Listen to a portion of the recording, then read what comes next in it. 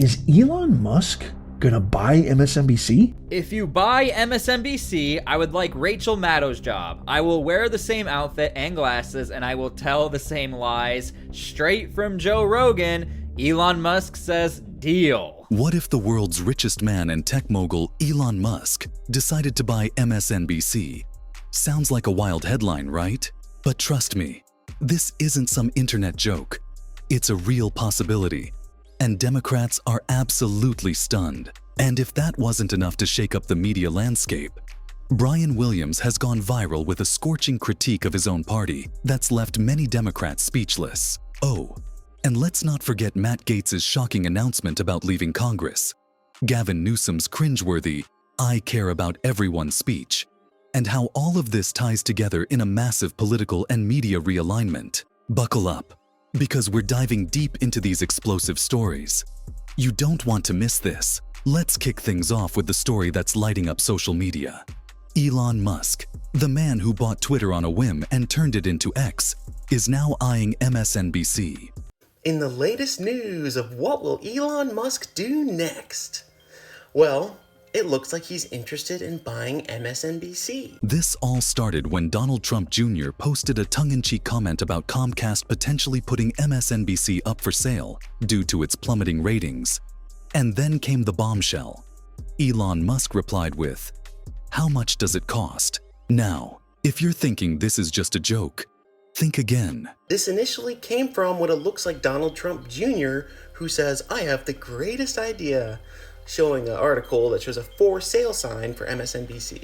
MSNBC and other subsidiaries of Comcast are splitting from the parent NBC network. They're no longer going to be associated with NBC, and they're going to be called SpinCo. Elon Musk says deal. Okay, so here's what's going on. Joe Rogan literally could be a news broadcaster on MSNBC. However, if Elon Musk buys it, or Donald Trump Jr., or the collective, MSNBC, their ratings are plummeting, and because of this, they are going to be sold. Now, Elon, Donald Trump Jr., and other investors have sort of joked about, but are now kind of being serious. You know what? Let's actually buy this organization and just revamp it. So for Joe Rogan to actually hop on this, that could actually happen. Remember, this is exactly how Musk's Twitter acquisition began. Back in 2017, he casually tweeted, "I love Twitter." Someone replied, "You should buy it." And Musk responded, "How much is it?" Fast forward a few years, and he owns it.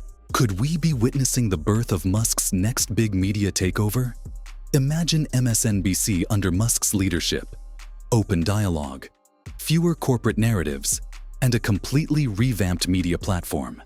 The potential is mind-blowing. The timing couldn't be more perfect. MSNBC has been struggling with viewership, and Musk has a knack for taking struggling platforms and turning them into cultural phenomena. Could this be a calculated move to disrupt the mainstream media's stronghold on public discourse? Let us know what you think.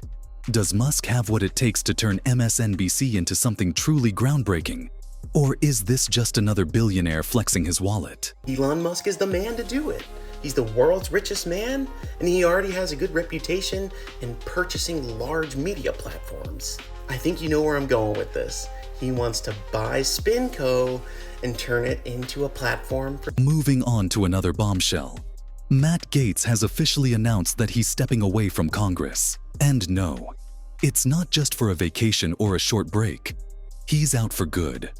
Gaetz, a firebrand Republican and one of Trump's staunchest allies, says he won't be joining the 119th Congress, despite being re-elected. His explanation: he's been in office since he was 26 and wants to explore new opportunities outside of Congress.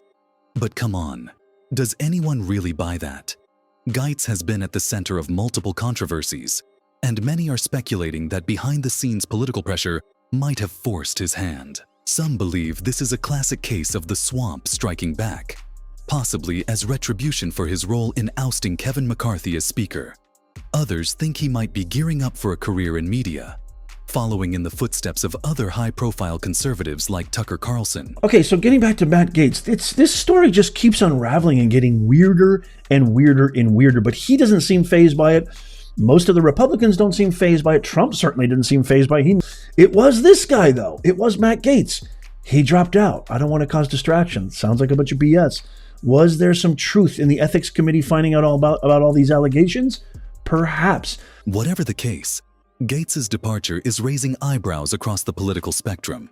At just 42 years old, he's considered a rising star in the GOP. Stepping back now feels, well, suspicious. Is this part of a larger strategy? Or is Gaetz another casualty of Washington's cutthroat politics?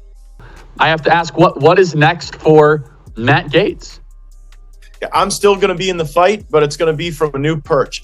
I do not intend to join the 119th Congress. There are a number of fantastic Floridians who've stepped up to run for my seat, people who have inspired with their heroism, with their public service. And I'm actually excited to see Northwest Florida go to new heights. Let us know your theories.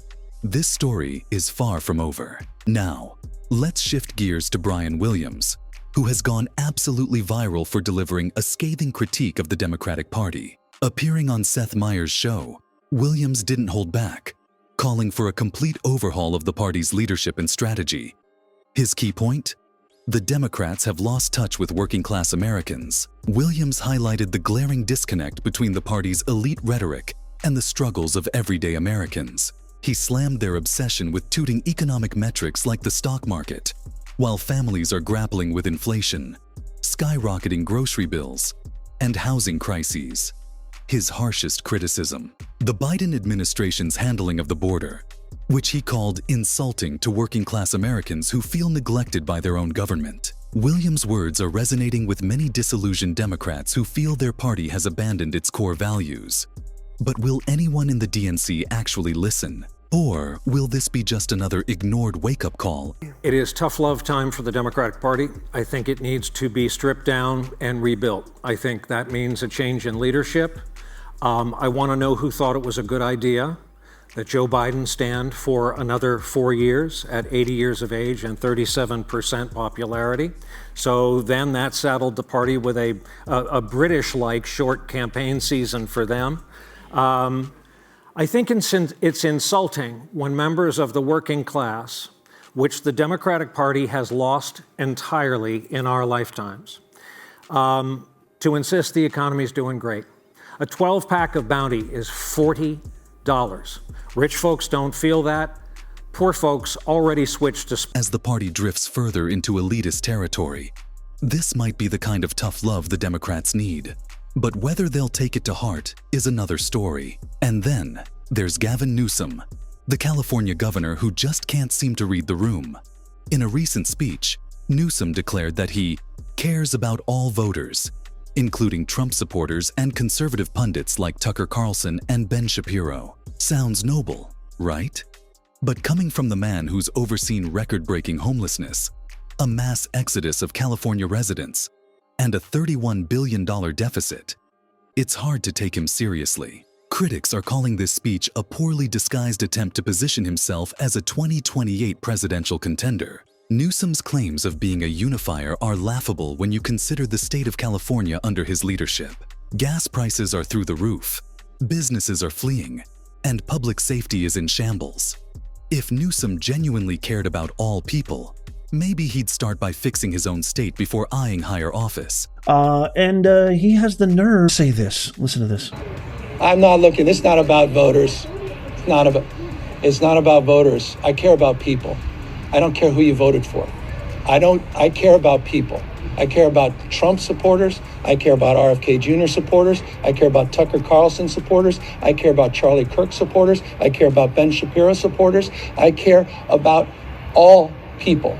I care about the people living here in the Sierra, folks down in San Diego where I just was, or in my backyard in Fair Oaks, California. I care about people, and I care about protecting them, their public safety, and their public health. And I care about being honest with them as well, and level setting with them. This is not an academic exercise. We had the experience with Donald Trump. Don't fall sort of prey to somehow this is some new day. Listen to what these guys are saying and telling you. Look at what they're prepared to do day one, January 20th, 21st.